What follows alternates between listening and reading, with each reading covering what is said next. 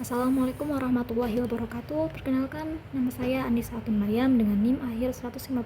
Di sini saya akan menerangkan tentang perkembangan kognitif dan religi pada dewasa awal. Nah, apakah pemikiran dewasa muda lebih maju dibandingkan pemikiran remaja? Kita ketahui bahwasanya antara dewasa muda dan remaja ini memiliki transisi yang tidak terlalu jauh. Nah, kira-kira apakah pemikiran antara dewasa muda dan remaja memiliki perbedaan atau persamaan?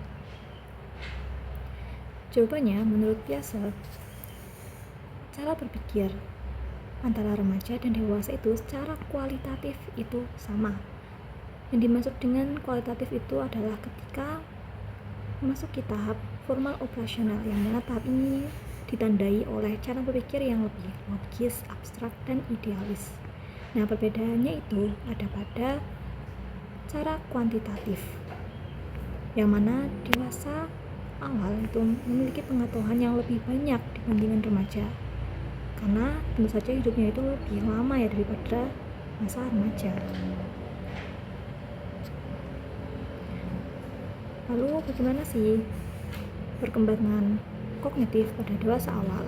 Yaitu ada berpikir realistis dan pragmatis. Satu, ketika memasuki dunia kerja, cara berpikir mereka berubah. Salah satu tandanya adalah mereka menghadapi paksaan realitas. Yang kedua, orang dewasa cenderung tidak mencapai cara berpikir ilmiah yang terdapat pada tahap operasional formal. Lalu lanjut pemikiran refleksi dan relativistik. Satu, mulai meninggalkan memandang dunia dalam polaris, baik buruk kami mereka benar salah. Pada masa dewasa awal ini, pemikiran mereka cenderung akan lebih terbuka. Mereka akan lebih memahami bagaimana pemikiran dari orang lain, dari outgroup mereka. Mereka nggak akan mengecap semata-mata buruk kepada orang lain atau outgroup, mengecap salah atau benar pada sesuatu.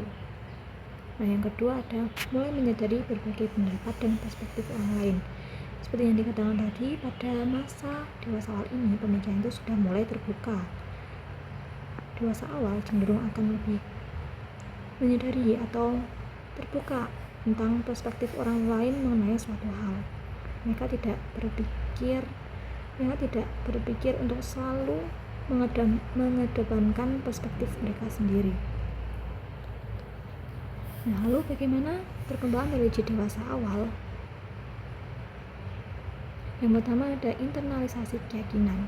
Religius berkembang dari sekedar kepatuhan menjadi pemahaman yang lebih dalam. Individu mulai menyesuaikan nilai-nilai agama dengan pengalaman hidup mereka. Pada masa ini,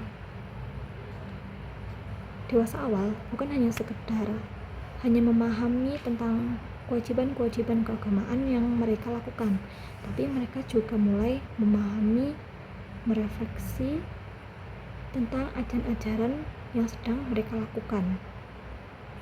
Nah, yang kedua ada pengalaman hidup yang beragam. Lingkungan sosial yang lebih kompleks memperkenalkan individu pada berbagai perspektif keagamaan. Ini mendorong mereka untuk mengevaluasi dan mempertanyakan keyakinan pribadi. Kita ketahui, ketika memasuki dewasa awal, lingkungan sosial kita juga akan semakin meluas.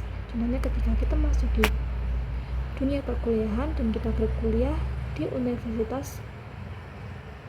universitas negeri yang tidak berbau agama, maka kita akan menemukan berbagai macam teman yang memiliki latar belakang agama yang berbeda, memiliki latar keyakinan yang berbeda, dan memiliki budaya yang berbeda.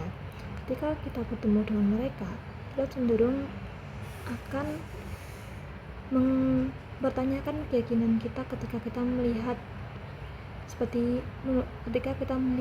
pemikiran mereka tentang agama-agama yang mereka anut atau keyakinan yang mereka anut.